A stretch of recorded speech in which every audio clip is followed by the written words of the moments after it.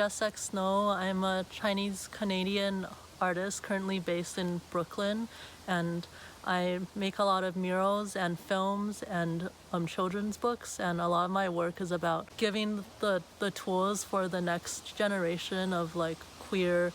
people of color, just like the courage to be able to tell their own stories, and also feel like that they can open up their imagination and kind of create like find a sanctuary of healing within themselves to express their own stories. I'm actually a Canadian citizen. I'm not a US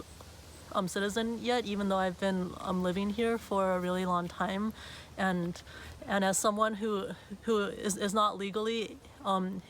able to vote, when I found out about the history of the 19th Amendment and how women and women of color struggle to be able to have the ability to vote, I realized that even if I can't vote, it's important to make a piece of art that can inspire other people around me, specifically Black, Indigenous, and Asian American immigrant women and trans and non-binary folks to vote. Because being an immigrant, a lot of my parents, they don't understand the importance of like being able to vote and being able to have a voice, because in a lot of Asian countries, especially where my family is from, they're used to not having a voice. So I think it's up to this generation to help educate our parents' generation about the importance of voting, and also putting it into practice the changes that they want in this country. So I wanted to represent North America as Turtle Island, kind of what it looked like prior to colonization, with all the plants and flowers, and without any buildings or pollution or any symbols of like Western civilization and white supremacy, and there was like a ballot box in the middle, and then from the ballot box there's like a huge fire emerging from it, and the fire represents the voices and the spirits of Black and Indigenous and people of color, women and trans folks, and all of our voices coming out and lighting up the whole sky. And the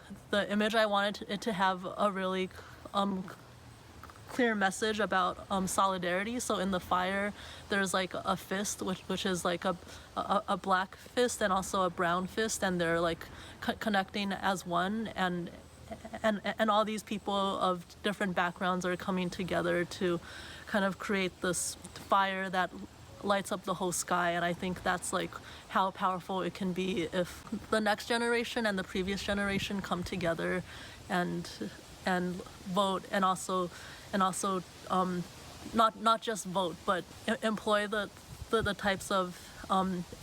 actions and changes in the way that we live, so that not only are we just voting and speaking about the change that we want, but we make it part of our daily life as well. What does the 19th Amendment mean to you? The ability for women to vote, but I feel like when it happened, it was like still majority like white women. I think the movement around voting rights and mobilizing people to vote should revolve around getting immigrant communities where like English is not their first language to be able to vote, and also Black and Indigenous and Asian people, and also like